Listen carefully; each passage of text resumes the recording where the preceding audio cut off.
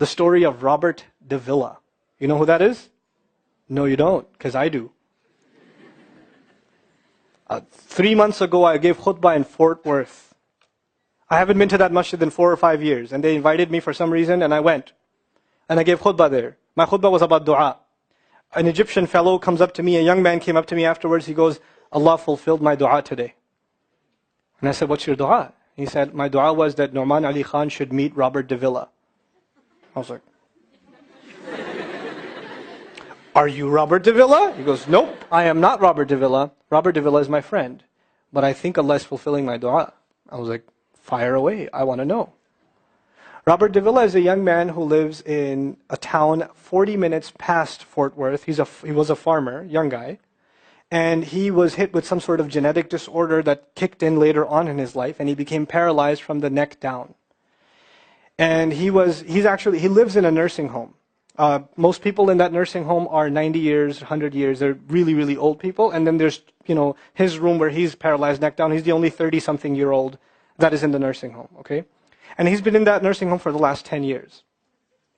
His family got a computer for him that's voice activated, so he can give voice commands, put a headphone on and Google stuff and search stuff so he can surf the web and find information. In his room, and by the way, staunch Christian family, the minister comes and prays for him every week and things like that. And his best friend was in the bed next to him. One of his best friends. He became best friends because he met him at the nursing home. This person was also paralyzed and he needed a new liver. Okay? A liver transplant. He was waiting for a liver transplant. And they used to talk about, God and things like that all the time. They were good friends. Finally, his best friend got a call that there's a donor available for the liver. So he's so excited. He goes, Robert, I'm going to miss you, but I'm going. I've got a donor. So they take his friend and they go into the operation, and his friend died at the operating table. Now his friend, who's also a Christian, the deceased friend, his sister, took one of the amulets of his friend, a crucifix, and she gave it as a gift to Robert. This is a reminder of your old buddy. So he hung it on the side of his hospital bed. Robert Davila lives a pretty decent life in there. The nurses take care of him. He's a happy guy. And one day he goes to sleep and he sees a man in his dream.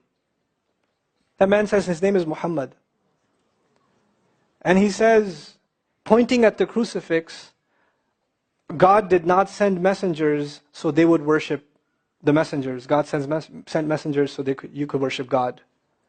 And Jesus was just a man. He walked in the markets and he ate food. He walked in the markets and he ate food, and the dream stopped.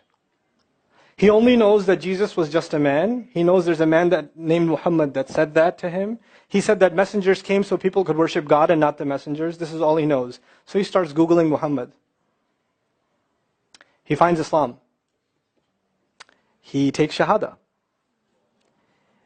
When he takes Shahada, he wants to learn about the Quran. So he goes on these chat sessions and finds somebody needs to teach me Quran. He finds a brother in Egypt that he gets together with on Skype to try to learn Arabic. Learn the Arabic alphabet.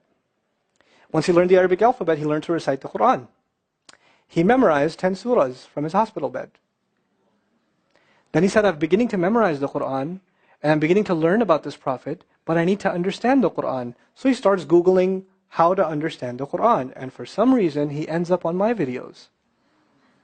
And he starts watching my stuff. And he watched almost everything. And then here's the kicker. In the nursing home, there was an Egyptian fellow that used to come in and do some repair work. The Egyptian fellow has his own awesome story. The guy had basically lost faith. He wasn't religious. The nearest masjid to him was 50 miles away. So he didn't really go to Jum'ah much anymore. But he felt a spiritual void, so he started going to the church just to feel closer to Allah. Raised Muslim. He goes to the church just to feel closer to Allah. He's passing by Robert's room one day and he hears وَالْعَصْرِ إِنَّ الْإِنسَانَ لَفِي خُسْرٍ. So he walks into his room and says, Robert, what are you listening to? Robert says, nothing. That was me. And the guy says, you're Muslim? He goes, yeah, I became Muslim. And now this friend is in shock. How does Allah guide someone in the middle of Churchtown, USA, in a nursing home, with a crucifix on the side of his bed that he doesn't even have the physical strength to move. And the guy himself says, I want to come back to Allah. So he tells him about his, the friend he found online, Nouman Ali Khan. So the Egyptian fellow starts watching my videos. And then he says, I wish I could meet him one day. And he says, okay, I'll pray for you. And after 5 years, that Egyptian friend shows up at the same masjid that I haven't been to in 4 years. And after Jum'ah says, I think Allah wants to fulfill my friend's dua and my dua. So I said, I think He does. Let's go. So I took a few of us and we went. And we met with Robert.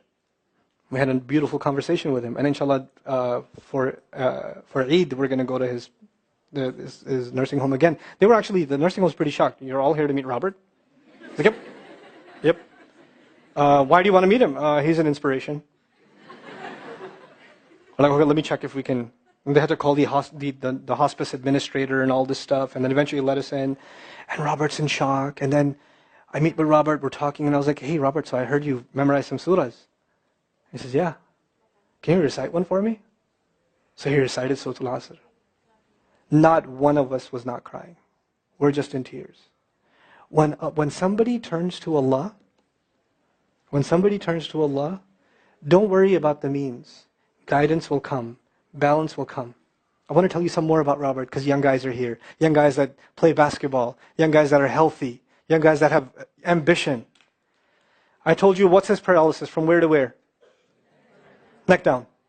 He has a special wheelchair that has to hold pretty much every part of his body in place. He can't just sit in a wheelchair. It holds his neck and it holds every other part of his body in place because he has no control over his limbs. And he has to have a special van where the wheelchair locks in so that if it goes through a bump or whatever, he doesn't, receive the shock. So he made a request. He wants to go to the Friday prayer. They didn't have the special van. So they put him in a regular van. And so he went to the regular van and a few bumps and his spine got even more hurt. He went to Jumu'ah. He came back in excruciating pain. And they said, I'm sorry, Robert, you're no longer able to sit in your wheelchair. You're going to have to stay in your bed for the next 6 months at least. If you see recovery, then you can get back up again. I met him in that span. He had already been in that bed for 3 months already.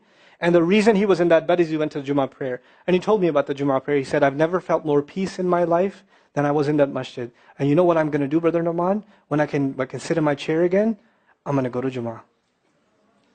I'm going to go to the masjid because I've never felt like that before.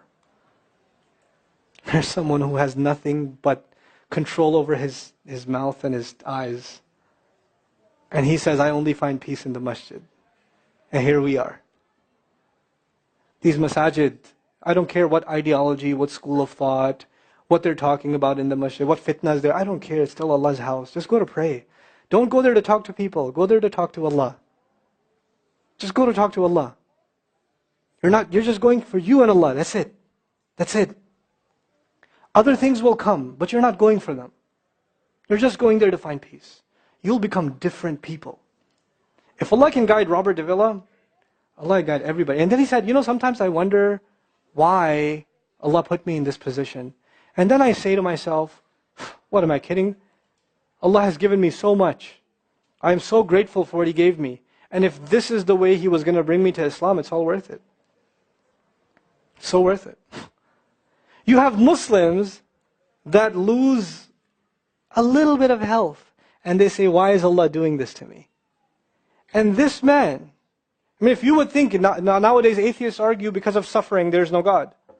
If one man has in a position to say, I don't believe in God. If there was a guy, why would I be in this position? It would be Robert Davila. That guy would say, I don't believe in God. If there was one, why would I be in this mess? And yet he's in this position, and I've never seen a face with more nur. Never. I've never seen a face that has more contentment on it. He's so satisfied with life. He's so happy. He's just happy. The last 7 or 8 khutbahs I've given are actually based on one sentence each on one sentence that he said in his conversation. Is that profound? He's a teacher to me. I consider him a teacher. He's my sheikh. Somebody says, who's your sheikh? I say, Robert Davila. Really? Is that a pizza place? Or no. The guidance is all around us. You don't have to get worried about what's not there. There's plenty there. You know what Allah did for the people of the cave? You know He even guided them in where to sleep? You know He even guided them on where to turn? As the sun was coming, they'd turn away from it. As the sun came from the other side, they'd turn the other way.